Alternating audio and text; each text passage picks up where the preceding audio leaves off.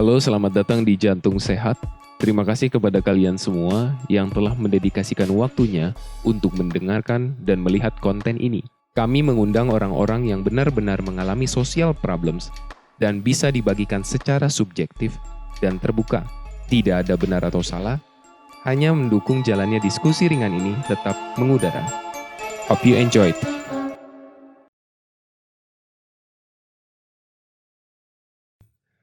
Oke, selamat datang di Jantung Sehat. Gue sekarang lagi sama temen gue nih. Teman lama sih sebenarnya. Ya, bisa dibilang gitu. Nah, ini namanya Yudit, biasa dipanggil Ipul. Ini orang yang demen banget tentang konspirasi sih sebenarnya. Apalagi di tengah pandemi ini nih. Ini vokal banget nih orangnya nih. Vokal banget tentang nggak apa-apa. Cuman gue kaget aja di Vokal loh. Hah? Kalau lu langsung bawa ke situ, tapi nggak apa-apa lah. Nggak apa-apa. Karena gue udah ngeliatin lu sih. Karena dari background lu sebagai orang hukum juga pasti orang hukum pasti agak tertarik dengan hal-hal yang sedikit bias lah. Tapi buat notice aja, sebenarnya gue nggak terlalu expert juga. Iya, oke. Kan sebagai orang awam iya. aja, kan Kita perspektif dari orang awam sih sebenarnya. Kita boleh lah berspekulasi sendiri gitu kan. Bener. Nah, kalau menurut lu nih dari pandemi yang sekarang nih, efeknya sebenarnya banyak. Sebelum kita jauh ke konspirasi ya, efeknya seluas apa sih sebenarnya? Kalau dibilang luas, pasti luas. Karena ya lu pasti tahu lah, nggak cuma Indonesia doang kan yang punya, yang bisa kedatangan COVID-19 ini. Kita apalah itu yang disebut gitu kan. Iya. Gimana nggak luas gitu. Nggak cuma negara Indonesia doang yang ketar-ketir kan. Yang selama ini diberitakan media kan. Amerika sampai 7.000 orang. Sampai dia ngebalap Italia yang tadinya Italia di puncak. Menurut gue sih udah wah gila sih. Tapi gue bingung ya. Ini ya sebenarnya seberdampak.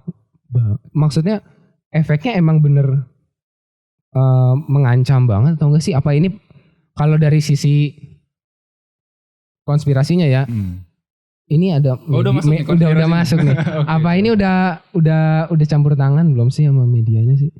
Nah gitu. Makanya karena benar, karena gue belum terlalu ini sih sebenarnya, gue nggak terlalu tertarik juga sebenarnya sama konspirasi. Cuman gue tertarik dengan dia membawa pesannya itu menarik sih menurut gue.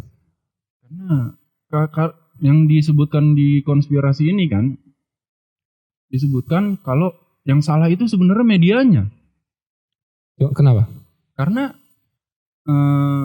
dalam konspirasi ini ada yang menyebutkan bahwa faktanya itu nggak sehebat yang diberitakan. Kan? Bahkan kalau lu baca aja banyak rapid testnya itu kan alatnya itu banyak yang ngawur katanya. Di Inggris. Di Indonesia juga udah kena kan?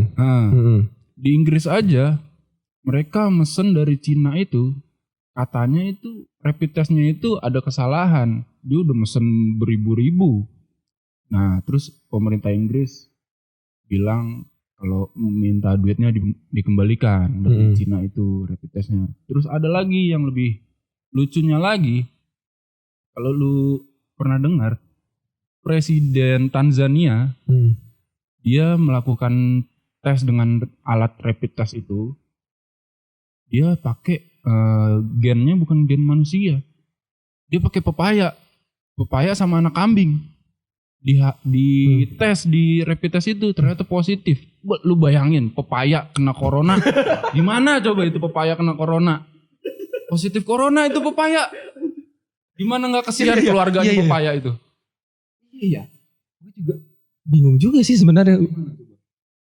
Gua habis pikir itu Presiden Tanzania lumayan sih, pinter sih. Dia ngelakuin itu buat ngetes. Bener nggak sih gitu rapid testnya ini?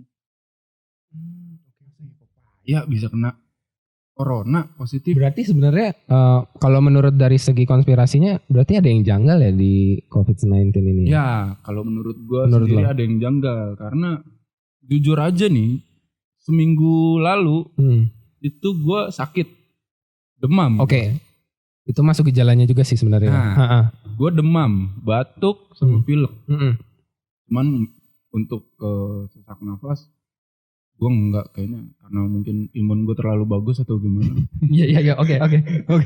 Di situ Berkat tawuran dulu kali ya. itu dari sebutnya. Kecelakaan juga. Oh iya. Itu udah terlatih imun gue dari situ. Jadi gue selama lebih dari 3 hari itu gue demam. Wah, gue udah ketar-ketir di situ kan. Nyokap gue langsung nyaranin mau ke dokter. Wah, gue mikir, wah kayaknya nggak usah ke dokter deh. Ini demam biasa. Cuman dalam hati sih tetap aja ada pikiran, wah anjir. Boleh ngomong kasar gak sih? Enggak apa-apa. Oh nggak. Oh ya anjing. Tinggal dinit lah. Iya. Tinggal disensor lah. Wah anjir, gue kena corona kali. Gejalanya masuk lagi ke gue. Tapi pas ditawarin sama nyokap gue itu ke dokter, gue bilang enggak. Gue gak mau ke dokter. Dalam hati gue takut kalau ke dokter, gue kena demam biasa, malah gue dibilangnya corona. Kayak gitu. Gue takutnya kayak gitu. Jadi gue malah jadi orang yang terpantau. Malah indikasi corona nanti gue. Apalagi yang kita tahu virusnya itu emang ada kan. Iya. Virusnya emang ada. Yang emang cepet banget nularnya gitu loh. Gue takutnya kalau gue ke rumah sakit, kalau ke malah puskesmas. Justru yang rumah sakit itu kan tempat sarangnya virusnya itu ya. Justru kalau masuk malah jadi positif kan. Nah itu gue takutnya kayak gitu. Akhirnya gue minumin Panadol aja. Hilang. Alhamdulillah hilang. 4 hari gue demam hilang. Sampai gue gak bisa tidur. Pilek. Anjir. Kacau. Untungnya gue gak kena corona. Gue udah panik di situ.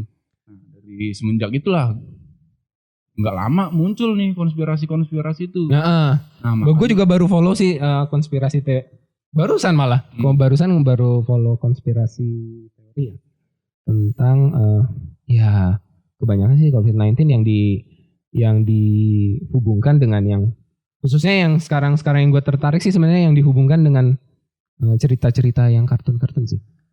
Lebih ke kayak apa?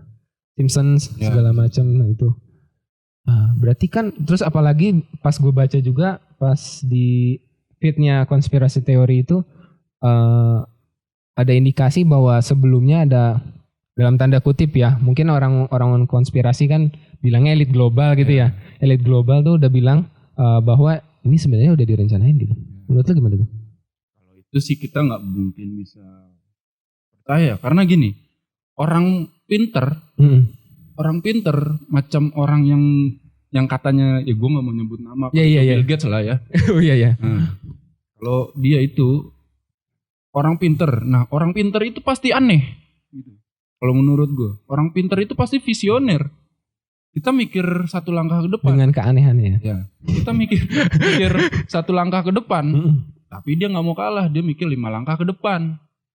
Mungkin ya kayak pemikirannya dia untuk kedepannya, apakah ada virus lain yang akan mengancam selain SARS kan kayak gitu. Nah, virus SARS. Kayak SARS MERS ya. SARS MERS itu kan emang sebenarnya itu udah ketahuan ya. Maksudnya maksudnya sumber virusnya itu kan dari binatang ya. Kayak SARS itu unta ya. SARS unta ya. SARS itu apa sih? Wah kurang tahu ya. Cuman kalau yang MERS itu kan dari hewan-hewan yang di Afrika itu kan. Nah, kalau yang dari COVID-19 sebenarnya gue masih ragu sih. Karena dari boleh gue iniin sedikit karena kayak misalnya di Cina udah di Wuhan sendiri dia udah melakukan lockdownnya udah diakhiri ya.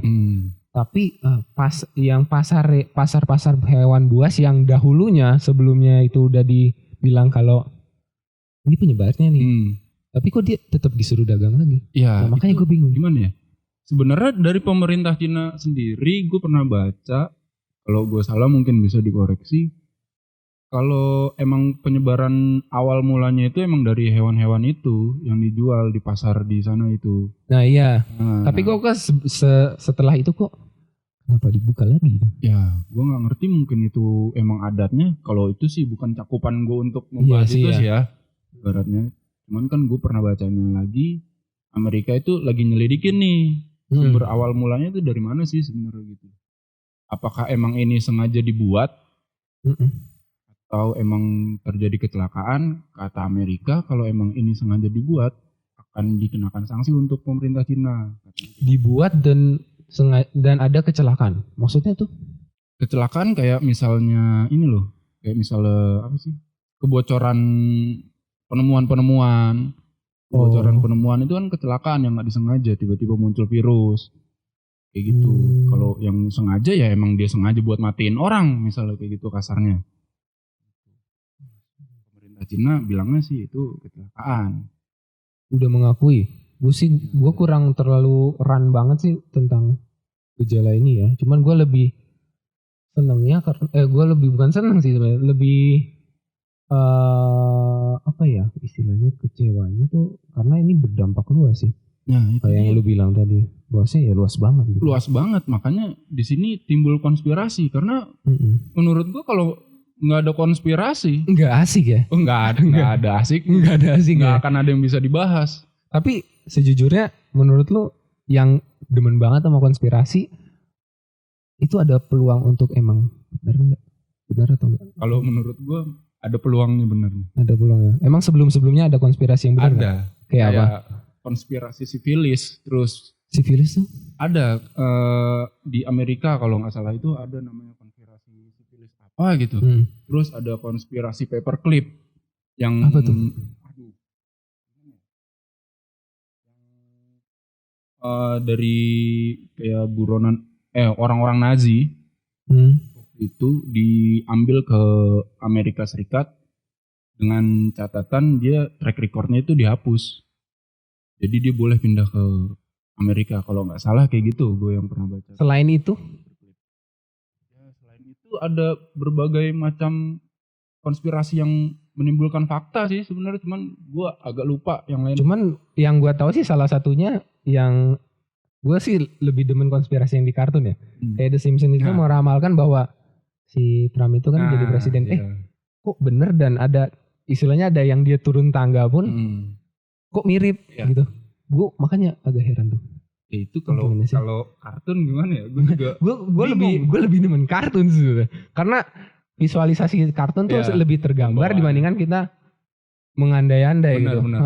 Jadi kayak ada bukti sebelumnya. Kalau dari kartun itu emang kayak agak aneh sih sebenarnya, cuman kayak gimana ya? Apa mungkin itu kebetulan atau gimana ya kan? Tapi kok kebetulan kok sering banget. Iya makanya.